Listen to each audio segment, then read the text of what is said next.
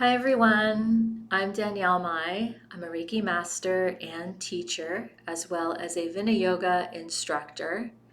Today in this video, I'm going to be answering questions about Reiki. Questions that I've received from my community of clients and students whom are beginners as well as professional practitioners. So we'll get a wide range of questions and answers today. If you like this video, please like and subscribe so that you'll be notified as soon as I post new videos. Let's get started with our first question. So the first question is, I have a question about intentions. Does my intention always need to be to ask for balance and healing? Or would self Reiki still work if I ask for something like grounding or presence? That's a great question around intentions. A few things I'll say before I get to answering that question. The first thing is Reiki always goes wherever it's needed, no matter what. Whether you have an intention or not, it's going to go exactly where it needs to go at that moment. But it's always good to have an intention. Number one, to get present in your body in the moment. You pull your attention back to the here and now. And it's also important to connect energetically with your intention, what you want, how you want to feel, what you want to welcome into your life. And when you connect to that feeling and that energy, you're going to radiate that energy out into the universe. And you're increasing the likelihood of manifesting it into your reality. So, with that said, what is an intention? So, a lot of people don't know. So, I can explain to you now. Basically, it is not a goal. And a goal is very externally focused, like there's a direct result, and it's an output.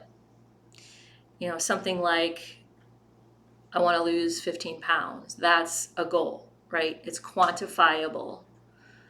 An intention is internally focused on you, your true self, and how you would like to feel in that moment. An example of an intention is like to trust that Reiki will flow wherever it needs to go, or to receive clarity on what to do next in my life or my career. That is an intention. Also, keeping it very simple, keeping the intention very simple and direct is important. Sometimes when I ask for an intention from clients, they have 3 or 4.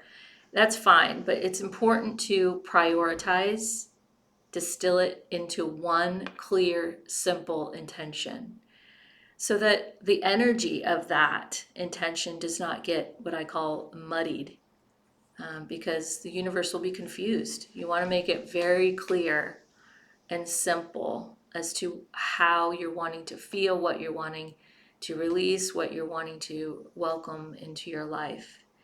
So the simpler, the better when it comes to intentions. So that the energy that embodies the intention, and when I say the energy around the intention, I'm talking about the sound, the frequency, the vibration of the words that you're saying, becomes very pure and strong. So hopefully I answered that question pretty clearly. We're going to move on to the next one.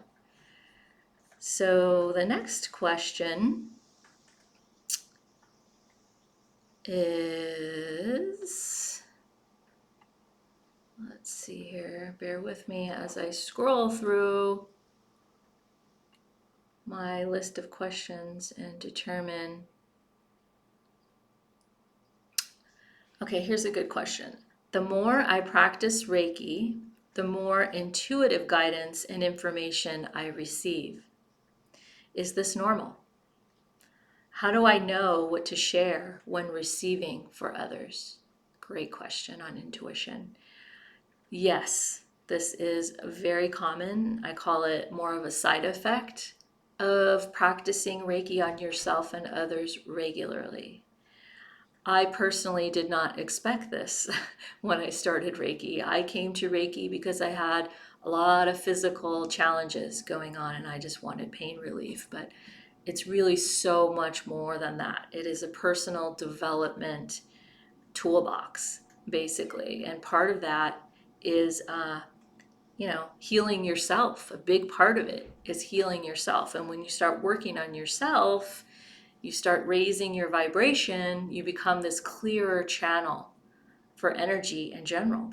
And that means energy from other dimensions, energy from your guides, from angels, all of that. So, yes.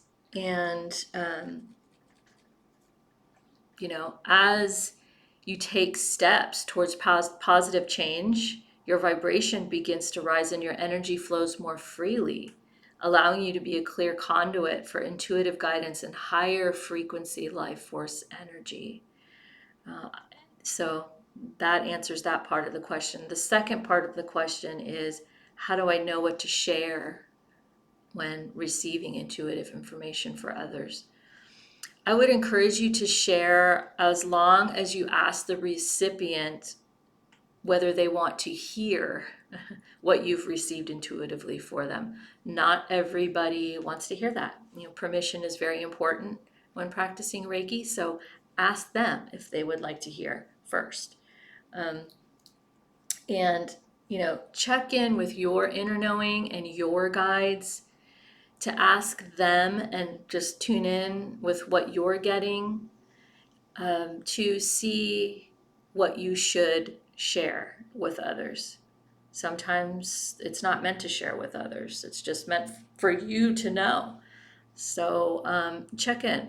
And, also in my experience, try not to overwhelm the recipient, whether they're a client, a friend, family member, whatever, whomever you're working with. It doesn't matter. Try to distill what you're getting. A lot of times, a lot of different information comes in at once, which is awesome, but trying to discern, what to share and what not, it might help just to try to distill it all into one message. Does it have a common thread? And perhaps that's what you should share with that recipient. Also, taking notes during the session is helpful for me. I'm starting to get a lot of information, intuitive, medical intuition, all of that good, juicy stuff. And so it's been helpful to take notes so that after the session, I can look through those notes and, again, determine a common thread, and figure out kind of what the key points might be, and then ask your client if they would like to receive, and then sharing it with them. So I hope I answered that question. Let's move on to the next question that we will discuss, which is about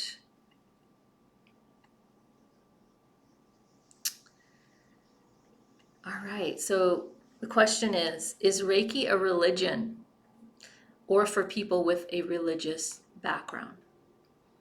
The answer is a resounding no.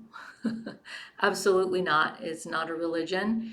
One of the reasons I personally was attracted to Reiki was because it wasn't a religion. I didn't grow up religious at all.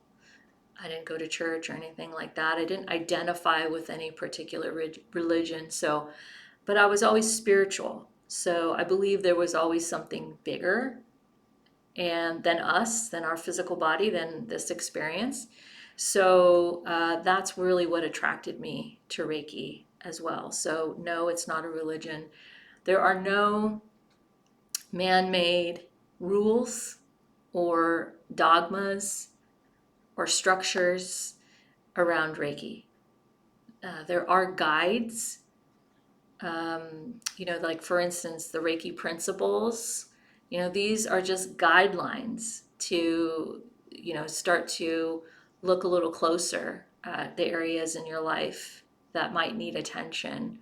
And it's also used to just guide you as you start to experience, stirred up emotions and lower vibrational emotions like fear and anger.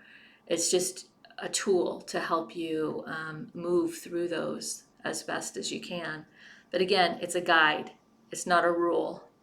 There's no real structure around it. And what I love about Reiki is that everyone practices it a little different because we're all unique.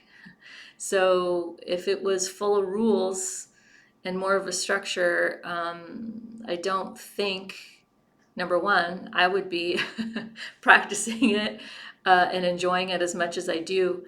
But, it wouldn't allow our gifts, because we all have them, to come shining through. And that's another thing I love about Reiki. So the answer is no, absolutely not.